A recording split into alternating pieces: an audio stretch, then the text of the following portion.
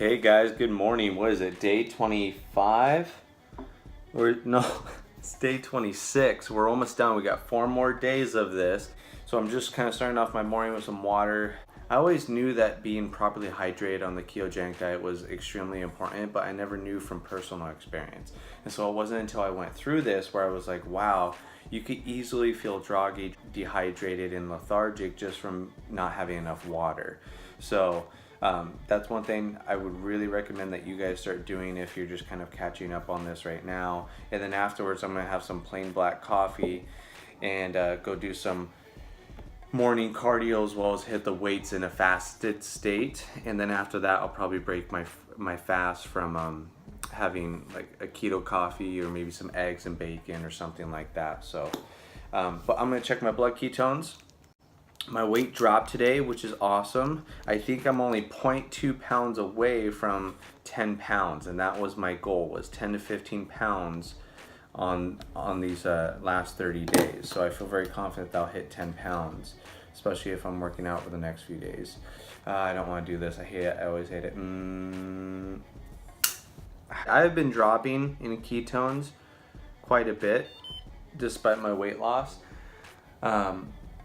I haven't been 1.5 or higher since July 25th. And today I'm 0.8.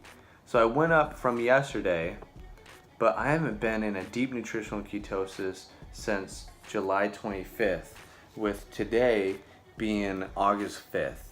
So 10 days. And that's another thing I learned throughout this experience is you don't need to be in a deep nutritional ketosis to lose weight. It definitely will help, and I think I could have made better progress if I was at 1.5 or higher this entire time. But if I'm not, it doesn't mean that I'm failing, right? I'm still successful as far as my weight loss, and I'm feeling better, I'm looking better, I'm having less mood swings, all those different benefits. I don't think that I'll be in a deep nutritional ketosis for the rest of my life. After these next 90 days, I'm gonna start doing a hypertrophy-based goal, which means to build muscle, and that's when I'm gonna start having oatmeal, white rice, and russet potatoes in my diet on a daily basis, as well as fruit. So I'll definitely not be in ketosis, but remember, carbs are great if you want to gain weight. I'm just gonna make the macronutrients a certain ratio and also hit the gym several days a week. So that's gonna help me build muscle versus fat, because I'm not gonna be sedentary eating high sugary foods. Even though it's possible to build muscle on keto, it's just way too hard. And so I just don't wanna do that. And then I'll end up using keto again, as well as MCT oils and whatnot, to lose any fat that I gain with the muscle, because that always happens. But keto is great if you want to just maintain or lose weight. It's also possible to gain muscle on keto, but it's not easy, so that's why I'm going to incorporate carbs. So when you want carbs, it's to basically gain muscle or perform at a high level as an athlete. Okay guys, I just got done with my leg day workout. It's Sunday. I'm gonna have to head to the grocery store right after this and grab some supplies for making my meals for this next week. I still don't know what I'm going to make. I'll just try to figure out once I get there. But I know that I want to lower my protein intake, increase my fat, and limit my caffeine intake. But I feel pretty good. My legs are super wobbly. I did 30 minutes of cardio, 15 minutes of AMT, 15 minutes of incline walker on the treadmill. And then I did a leg day where I did heavy compound movements like squats, deadlifts, and then I did some ab training as well for the upper and lower end of the rectus abdominis, no oblique or transverse abdominis movements today. But it's been about, oh gosh, I would assume like an hour and 40 minutes, so I'm pretty spent. It's already about 12:30, so I need to get moving. So I'm gonna keep the video short, but I'll take you guys with me to show you what I grabbed during Meal Prep Sunday's grocery haul.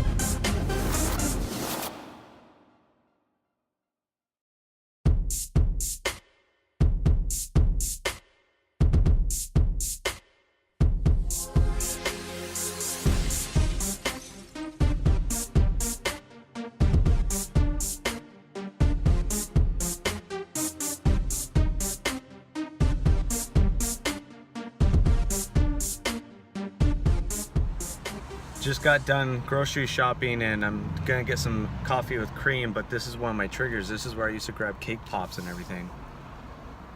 Hi there, what can I get started for you today? Hi, can I have a grande iced coffee, unsweetened, with light heavy whipping cream, like not a lot, just a splash? Just a splash, okay. Yeah, and then that would be it for me. Awesome. Going to today's 26, thank you. Thank you. Man, I used to get the lemon pound cakes. I used to get the Devil Foods donut, which they don't have anymore. I used to get a cake pop, and I would maybe get done with workout and I had eaten breakfast and I was on track, and then all of a sudden I was like, okay, I'm gonna get a coffee. I worked out hard, it's my day off, I want one.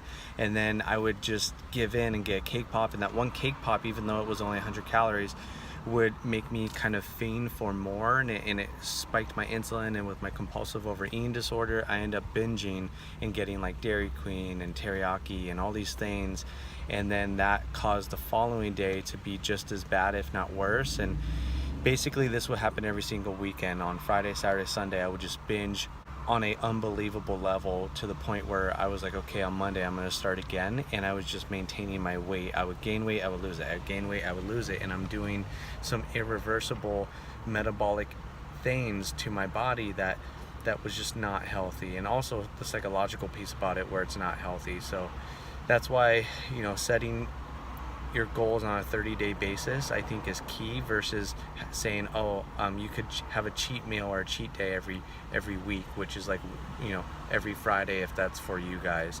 That's the way I did it, and I feel like that's what caused my binge eating disorder. So if you really want to change your body composition, if you really want to change your life for the better, you have to do 30-day goals, not just 7 or 6-day goals. Okay, first meal of the day, gonna make a quick little omelet, so check it out.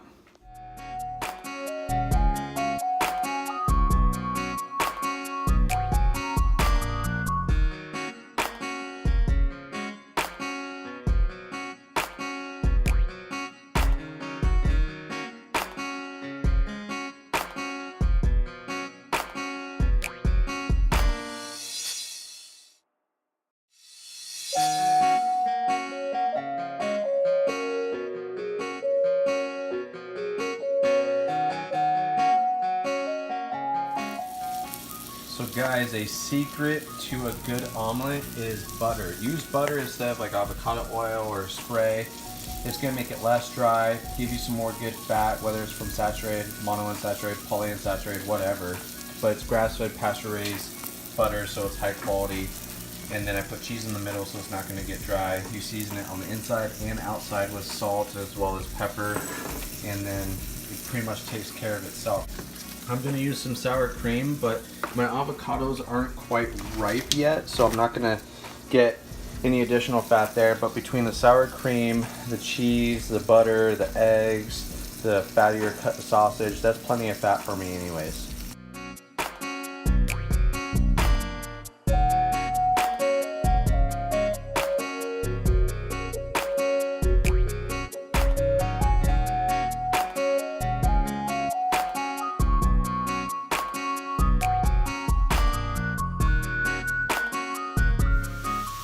Kayla's doing her meal prep Sunday, so I'm gonna kind of get my laundry and everything done. But I just stopped at Winco grocery store and grabbed this. I'm not big into peanut butter because peanuts are considered a legume, and when I used to be paleo, I read a lot about the aflatoxins and anti-nutrients that cause the intestinal wall of your digestive system to be inflamed, and that's why a lot of paleo people don't like legumes. So I'm not big into this. And they do use vegetable oils, which is another inflammatory ingredient. But nonetheless, if you check out the ingredients, it's quite a bit of fat for 2 tablespoons and only 2 grams of net carbs.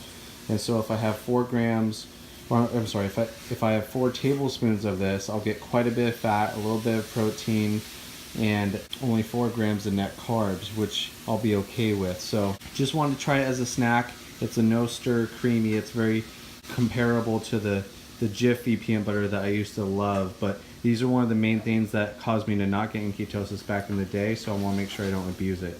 And then I just grabbed some other stuff for intermittent fasting during the work week, and something carbonated that's 0 carbs, 0 sugar for later on these hot summer days.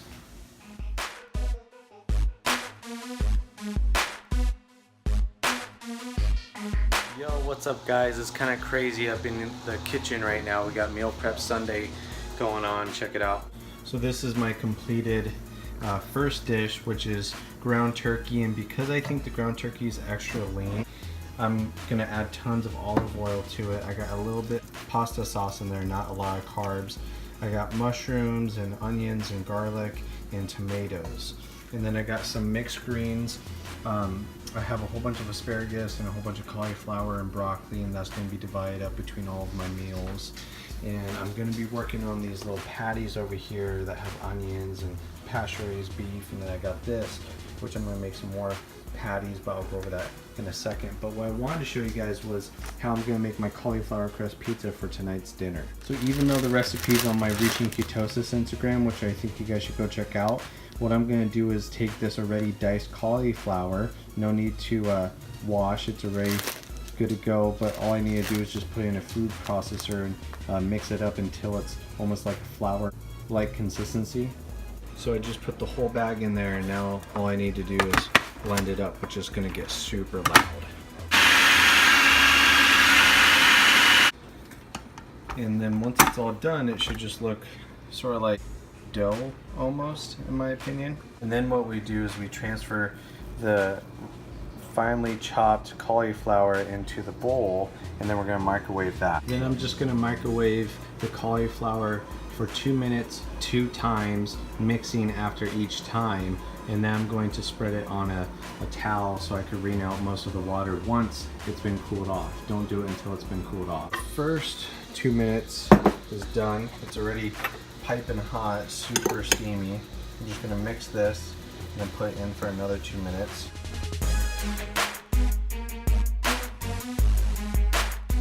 Now that the second round of microwaving is done, ooh, it's hot, son of a bitch. I'm going to pour it out on the towel, and then you want to let this cool off for a second, otherwise it will burn you. And what we're trying to do is get all of the water out of the cauliflower. The more the water you get out of this from the steaming process from the microwave, and you also squeezing it through the cheese strainer or the towel, is going to make a better, more crust-like consistency when it comes to making your pizza crust. While that's cooling, I'm going to set my oven for 400 degrees, and I want to cook the crust for about 20 minutes. You usually want to cook it longer than you would expect because you want the crust to be crunchy so you can hold it like a real pizza slice. And so I'm going to go for 20 minutes instead of 15, and I'll just kind of monitor it while it's cooking. But I'm going to start getting my pan and everything ready. Now that my pan is ready, I'm going to start adding all of my ingredients into here, which are going to be mozzarella, an egg, some seasoning, the cauliflower, and as well as some Parmesan cheese.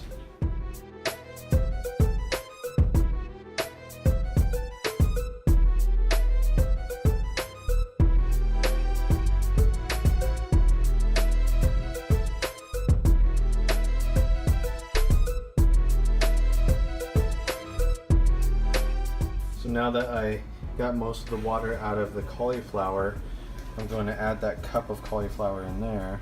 Now that it's all mixed up, it's a little bit wetter than I would like, but I'm just going to thin it out. It's going to be a thin crust pizza, and I'll put some coconut spray on that so it doesn't stick, and then we'll turn it into pizza crust. Now that my cauliflower crust is in the shape of a pizza, I'm just going to stick this in there and cook it for 400 degrees for about 20 minutes. Now that the pizza crust is done, I'm going to grab it, and then we're going to dress it with whatever you want as far as keto-approved toppings. Alright, now that we've dressed the pizza up, we're going to put it back in the oven for another 10 minutes or so, just keeping an eye on it. And then once the top looks done, then we should be good to go. So now that my pizza is done, I just got to let it cool off for a little bit. I would assume around 15 minutes.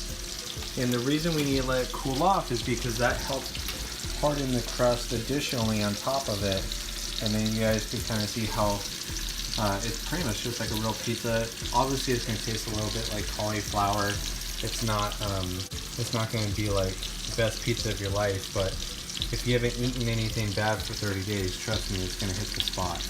This is a part of Meal Prep Sunday. I got my little pasta dishes, I got my beef and my pork and the veggies in them. I got extra veggies there if I want to use it in an omelet or something. I'm gonna have tons of nuts and deli meat and keto coffees and all those things as well, but at least the main portion of it. And this is the cooled off pizza. I should have cooked it longer. I could feel on the bottom that it's not quite hard enough, but I'm not gonna put it back in the oven. I'm pretty hungry, so I'm just gonna eat it. But lesson learned, just cook it longer than you would think. Just leaving Starbucks, I put my own heavy whipping cream and MCT oil in there, but don't tell Kayla because we're gonna share it.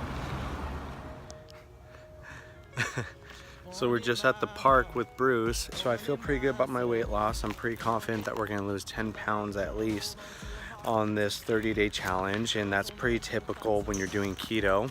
Most of my clients that usually do carb cycling way back in the past, they would only lose around 4 to maybe 6 pounds a month. So I think you can see a lot more progress on keto, but to be honest with you, I think the best part about the ketogenic diet is that you feel satiated and you don't really have those cravings or those hunger pains, and that's the ultimate weapon against weight loss, which is eliminating your cravings, right? Because you only have so much willpower, but eventually people give in and then they end up just cracking down on like binging or cheating on their diet. Pretty busy day with the meal prep and the workout, but tomorrow is gonna be Monday, a work day.